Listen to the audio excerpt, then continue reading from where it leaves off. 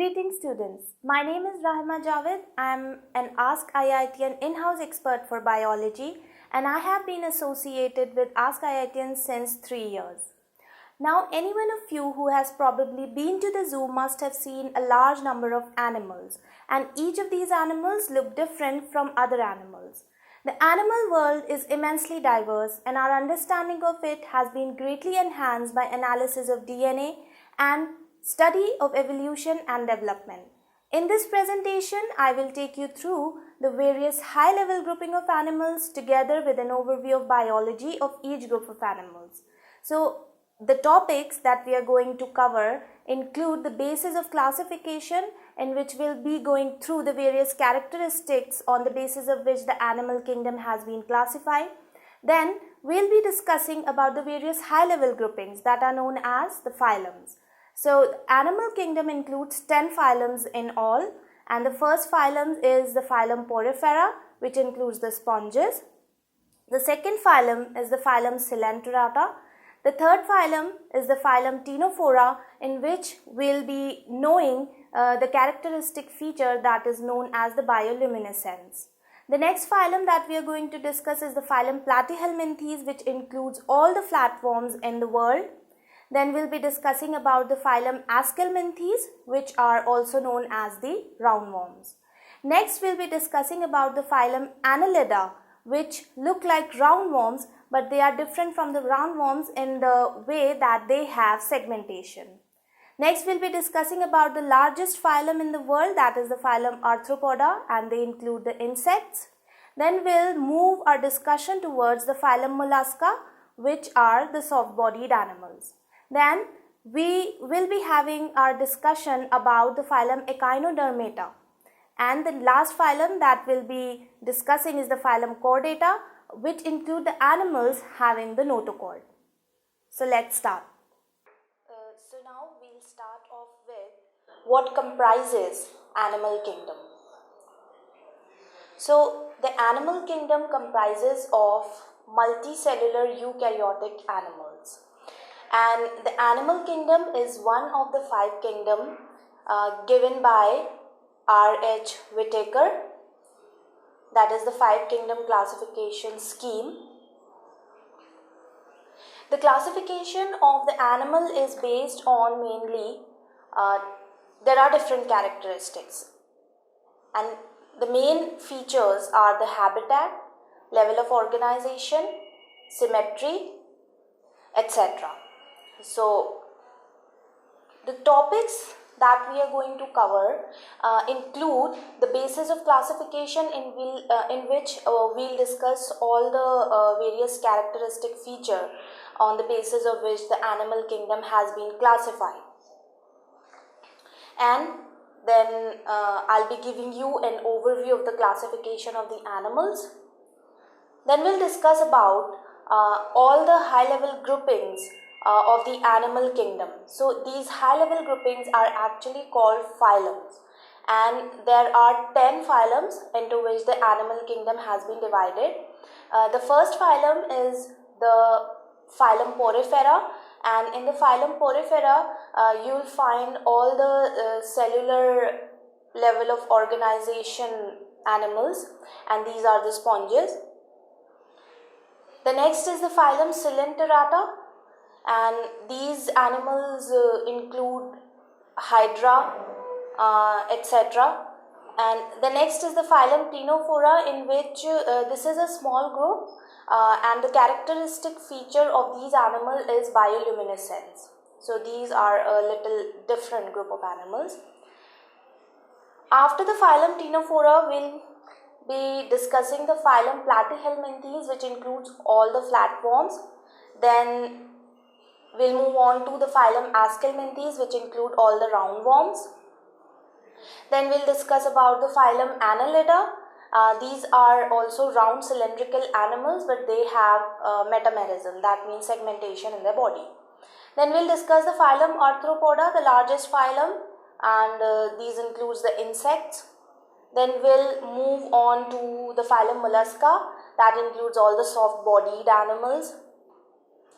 And the last 2 phylums include the phylum Echinodermata and phylum Chordata. In phylum Echinodermata, starfishes, brittle star, all these organisms are included, and the phylum Chordata includes all the animals which have notochord partially or wholly in their life cycle.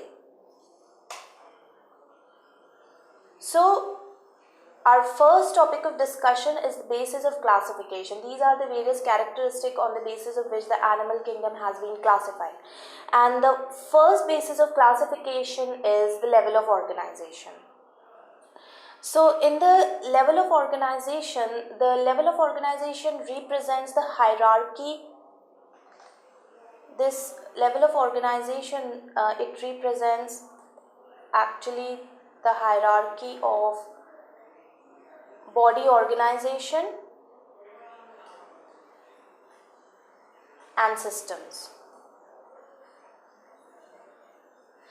So a simple organization scheme from the lowest level to the highest level has been given here, in which the first one is the acellular or the protoplasmic. So these are the animals which do not have any cell and only protoplasm is there, and the examples are the protista. The next level of organization is the cellular. So these are the animals in which the cells, they are made up of the cells.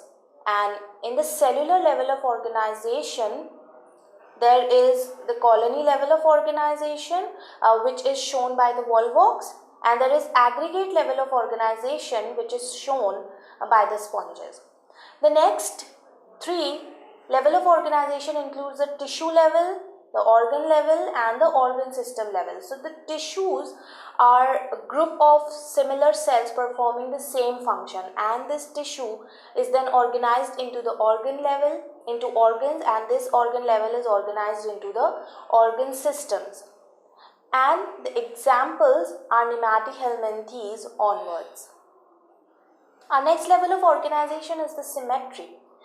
This symmetry actually refers to the arrangement of the body parts on the opposite sides of the body, to the similarity of the arrangement of these body parts. There are three types of symmetry present in the animal kingdom, that is the spherical symmetry, radial symmetry, and the bilateral symmetry. The spherical symmetry, in spherical symmetry, what happens is that the body of an individual can be divided into similar halves by any plane passing through the center of the body. Like this, you can see here that the plane of symmetry is passing through the center of the body of an organism, and the animal's body is spherical. And the most important example of spherical symmetry is the volvox. The next level of symmetry is the radial symmetry. In the radial symmetry, what happens is that individual can be divided into two equal halves by any plane passing through the center from top to bottom. And examples include the cyclone, which is a sponge, hydra, which is a coelenterate, and starfish, which is an echinoderm. And in bilateral symmetry, what happens is that the body can be divided into equal halves only through a single plane that is passing through the center of the body. And the examples are all the invertebrates, not all invertebrates, in most of the invertebrates, but all vertebrates show bilateral symmetry. So here in this figure, you can see that in the radial symmetry diagram, there are many planes that are passing through the center of the body from top to bottom. And in bilateral symmetry, you can see that there is only a single plane that is passing through the center, that is dividing the body of the animal into two equal halves. Our next basis of classification is the germ layers. So these germ layers are the layers that differentiate at the time of gastrulation in a developing embryo, and these include ectoderm, mesoderm, and the endoderm. So on the basis of the germ layers, there are two types of animals, the diploblastic and the triploblastic animals. In the diploblastic animals, there are only two germ layers, the ectoderm and the endoderm. And the examples are from Porifera to Cnidaria. Cnidaria is the Coelenterata, The other name of Coelenterata is Cnidaria. The triploblastic animals have 3 germ layers: the ectoderm, mesoderm and the endoderm. And the examples are from platyhelminthes to chordates. So this is the diploblastic arrangement, in which you can see that in between the ectoderm and the endoderm there is a diffused cell layer, that is the mesoglia. So it is a translucent jelly-like substance that provides attachment of both the ectoderm and the endoderm. So the mesoglia connects both endoderm and the ectoderm in the diploblastic animals. The next diagram shows the triploblastic arrangement, in which you can see a well-developed mesoderm in between the ectoderm and the endoderm. There is another term known as the coelom. Coelom is the name given to the internal body cavity that is present between the digestive tract and the outer body wall. It is fluid filled and it is also lined by a peritoneum, and this peritoneum is derived from the mesoderm. So it is mesodermal in origin. And this diagram shows the diagrammatic view of the coelom. When the animals have coelom, their body cavity looks like this.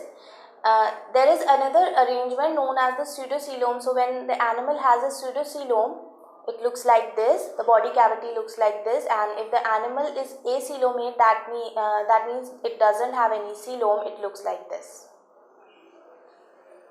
So these are the types of coelom: acoelom, pseudocoelom and the eucoelom.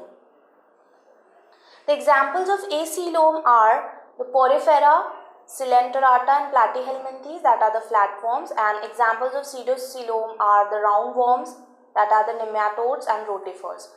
These rotifers are the wheel animals.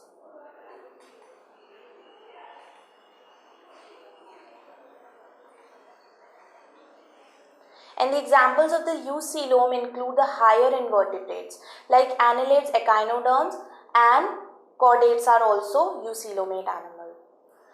This eucoelom is divided into 2 types, the schizocoelom and the enterocoelom.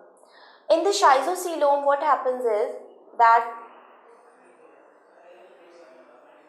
the coelom is developed by the splitting up of the mesoderm.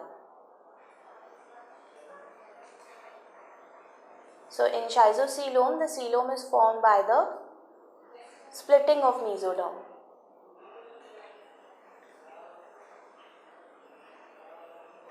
And in enterocoelom,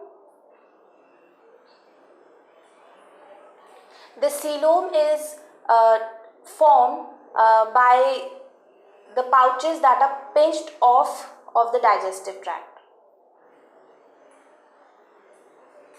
The coelom is actually formed by the pouches that are pinched off of the digestive tract.